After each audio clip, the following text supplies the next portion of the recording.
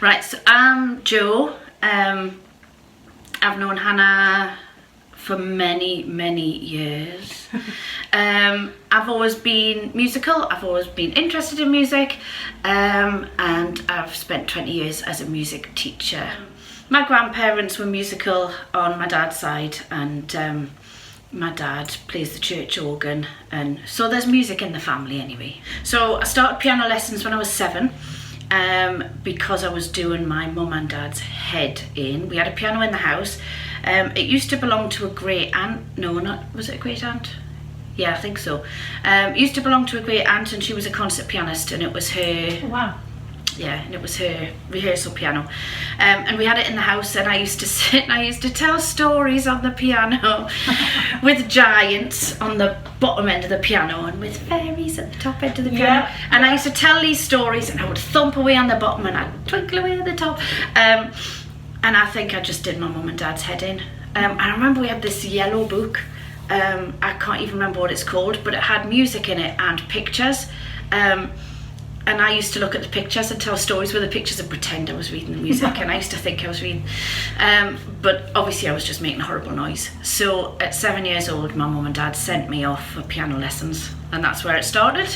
So we learnt the recorder in school. We all did. It was a whole class thing where you would... Were there? No, it was this was primary, yes. Primary school, primary. So when I lived in Gateshead. And it was just one of those things that we all did in the class, and I did all right at it. I enjoyed it, but it wasn't till many years later I was part of the recorder club at Lindisfarne Middle School in Alnwick, and then obviously I started to learn the clarinet. I had to think there. And it wasn't till then, and I've actually got it, this is my first ever recorder. This is it from all those years ago. And obviously the way we should play it is like we would play a whistle or a flute or a clarinet, and your hands would go that way. But so it's the left hand above the right hand. Yeah, is the point. But I'd learned to play it the other way around. So that's your left hand on the bottom, hand below, and your right hand at the top. And because there was a massive group of us all learn at the same time, I suppose maybe the teacher hadn't noticed and didn't correct me, and I mean I was quite proficient at it. I mean I just twiddled the bottom so I could get my little finger on. So yeah, I had to sort of completely reteach myself the fingering for that. So my next one was a clarinet. I remember we'd been sorting stuff in the loft, and it had come out of the loft. My dad used to play it when he was younger. And I said, I want to learn, I want to do it, I want to play. And I remember I turned up for my first ever clarinet lesson, and he looked at my clarinet, and it was a beautiful instrument, but it was old and it probably needed a bit of work. But it was a wooden Selma clarinet. You're telling me that. And he looked at it and he said, well, you'll never get a sound out of this. So I missed out grade 1 and grade 2, and I went straight on to grade 3. We went up to the high school band. And we were still in middle school, but we'd walk over to play in the high school band. Lovely. Yeah, and I remember practicing so hard at home because Mrs. Wilcox, we'll all remember Mrs. Wilcox. I love Mrs. Wilcox. She would randomly pick people just to play something. Have you practiced it? Can you play it? Play it. And I didn't want to be the youngest person in the band and not be able to play it. I wanted to know that if she picked on me, I could do it. She had an alto saxophone in the school, and apparently it was lent to the school by somebody, and they'd said that when it's not being used, they wanted it back. So the person that had been playing it had stopped using it and had given it back to the school, and she gave me the saxophone and said, play it. I don't want to give it back, we need to keep it in school, play it. I said, well, I don't really want to play it. She said, no, I need you to play it. So I kind of taught myself a little bit, and then by this time I'd changed clarinet teachers because that was a whole other story. I got my grade 7 on the piano. I was working on my grade 8, but I just lost the will and ran out of time. And a similar story with the clarinet. I was actually working on my grade 7 when I stopped. So yeah, I was in the middle school choir, and then when I went up to the high school, I joined the high school choir. I always sang the alto lines because 2 reasons. Soprano lines are too high for me.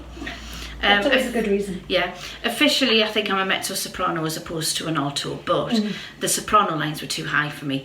But also because I found the soprano lines really quite boring. I liked singing the alto line, and yes, sometimes the alto line's boring because it's like the same note all the way along, but I like the fact that it was doing a harmony. So I started with this one, which is just a bog standard tin whistle. Penny whistle, tin whistle, same thing. It's very similar to a recorder actually. It's got the 6 holes down the front. Recorder does have an additional one at the bottom. The recorder also has one on the back, which the penny whistle doesn't. So just to play higher, you just have to blow a bit harder. So if I... And that's all just by blowing a little bit higher. So... Is the fingering the same? Yeah. Ish, yeah, more or less, more or less. So I got myself a little collection of penny whistles, and I found then I preferred this one because it had a nicer sound. I thought. Screechy. But then I discovered Sassato.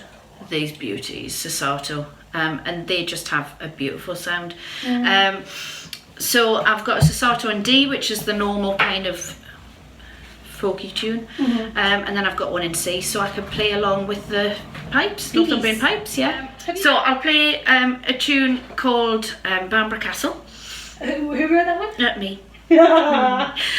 So it's a tune called Bamborough Castle, which I wrote for Claire and Francis, who own Bamborough Castle.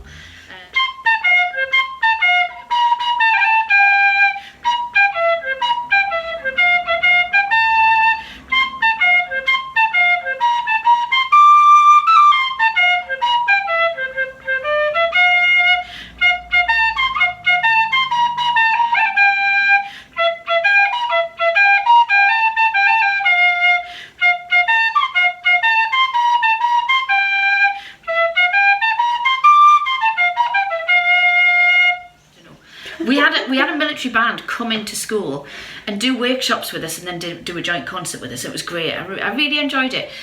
But I always thought that military musicians were like us, in that we had a job, and then on a Tuesday night we went and played music with our friends, because I didn't realise that it was a job and that it was a role that I could have done. And with hindsight, maybe if I'd known that in high school, maybe that's the direction I might have gone in. Ron Creasy, who at the time was the warrant officer in charge of the Fusilier band in Newcastle, and he said, come along, have a play. So I did. I went along and had a play, and I really enjoyed it. What instrument did you go and play? Tenor saxophone. Right.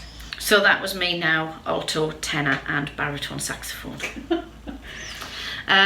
So I played tenor saxophone, and I loved it for the same sort of reason that I loved singing alto, because the tenor saxophone, if ever you hear a good march, the tenor saxophone has all the counter melodies. So it's got all the fun bits to play. And I really enjoyed it, and I've had so many great experiences through. I did 10 years as part of the band of the Royal Regiment of Fusiliers. So my final instrument that I learned was the Northumbrian small pipes. I remember my dad was always really interested in learning to play the Northumbrian pipes, and one Christmas my mum bought him a set of Burley pipes, and he went off and got lessons, and it was a fella called Joe, is pretty much all I knew. And it was much later, obviously now that I know a lot more about pipes myself, my dad's teacher was Joe Hutton. Goodness me. So my dad learned from, one of the best. And I was really interested in learning, but I didn't really know how to go about it. And then when I was in the TA, they had a spare set of pipes. They had a band piper. He said he would teach me, and that's where we started. So at the moment, it's the pipes that I play. I don't really play much of the piano or the clarinet or the saxophone or much anymore. I'd like to get back to it, but at the minute, while children are young, life is too busy to fit it all in. Well, thank you so much, Joanne. It's been a pleasure and an honour. And I'm looking forward to being by your side for the next 30 or 40 years worth of music. Yeah, for as long as you can put up with us. Well, Yeah. the other way. Okay, thanks, Jo. You're very welcome.